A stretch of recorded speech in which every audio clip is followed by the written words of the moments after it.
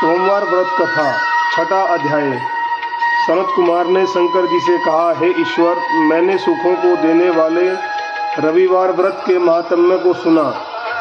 अब आप श्रावण महीने के सोमवार व्रत के महात्म्य को कहें। ईश्वर ने सनत कुमार से कहा, हे सनत कुमार, रवि मेरी आँख है, उसका महात्म्य भी श्रेष्ठ है। पार्वती के सहित क्या इस मेरे सोम नामक महात्म्य का वर्णन मैं कर पाऊंगा?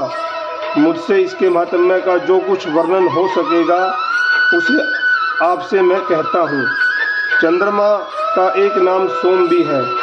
ब्राह्मणों के सोम राजा हैं। यज्ञ साधन सोम लता का नाम है। इन नामों के कारण जो एकाग्र होकर मुझसे सुनो, यह मेरा स्वरूप है, अतः सोम इसका नाम कहा गया।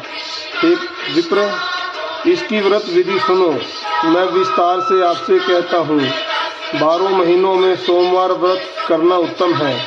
यदि 12 महीनों में व्रत करने की सामर्थ्य न हो तो श्रावण मास के सोमवार का व्रत करें। इस मास में सोम का व्रत करने मात्र से 1 साल व्रत करने के हेतु फल का भागी हो जाता है। श्रावण शुक्ल पक्ष प्रथम सोमवार दिन में सोमव्रत का संकल्प करें। सोमवार का व्रत करूंगा, इस व्रत से शिव प्रसन्न हो, वो चारों सोमवार के दिन सुबह संकल्प करें।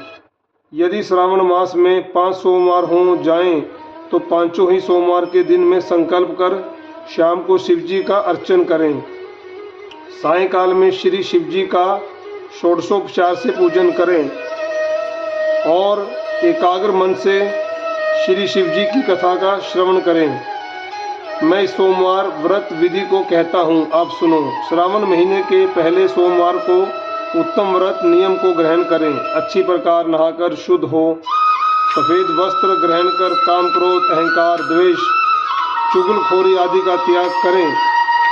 मलिन मलिनी आदि सफ़ेद पुष्प और नाना प्रकार के पुष्प और अभिष्ट उपचारों से मूल मंत्र नमः शिवाय का त्र्यंबकम मंत्र से अर्चन करें। कहें कि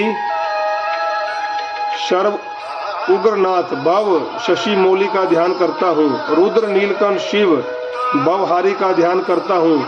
इसी प्रकार देवेश का मनोहर उपचारों से अर्चन करें।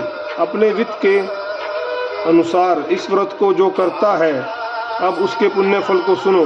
सोमवार के दिन पार्वती के सहित शिव का जो अर्चन करते हैं, वे प्राणी पुनरावृत्ति से रहित दुर्लभ लोक प्राप्त कर लेते हैं। इस महीने में नक्त व्रत के पुण्य को संक्षेप मात्र से कहता हूँ। देव और दानवों से 7 जन्म के अभेद्य जो पाप हैं, वे सब नक्त भोजन से नष्ट होते हैं। इसमें कोई विचार न करें। इस उत्तम व्रत को उपवास द्वारा करें।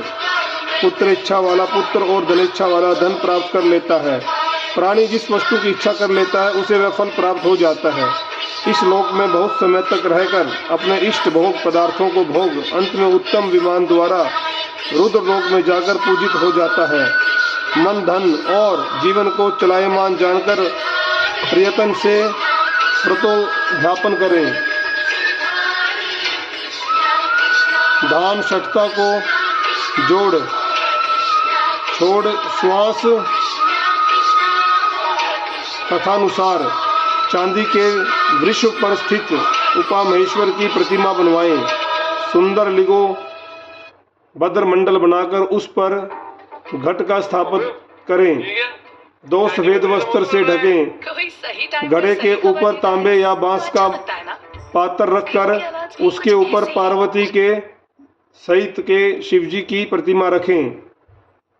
श्रुति स्मृति और पौराणिक मंत्रों से शिव का अर्चन करें। पुष्प का मंडप बनाकर उसके ऊपर एक रमणीक चांदवा बांध लें। रात के समय गीत और वाद्य शब्द द्वारा जागरण करें। अपने गुहासूत्र विधान द्वारा बुद्धिमान अग्नि की स्थापना करें।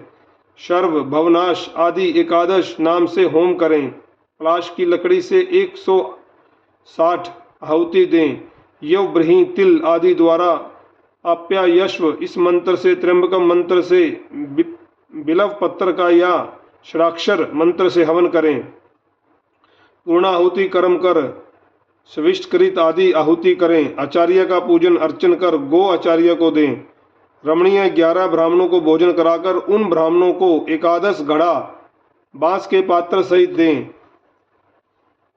पूजन करें। प्रार्थना देव और देव पर चढ़ी सामग्री आचार्य को दें। प्रार्थना करें कि मेरा व्रत पूर्ण हो। इस व्रत से भगवान शिव प्रसन्न हो। प्रसन्नता से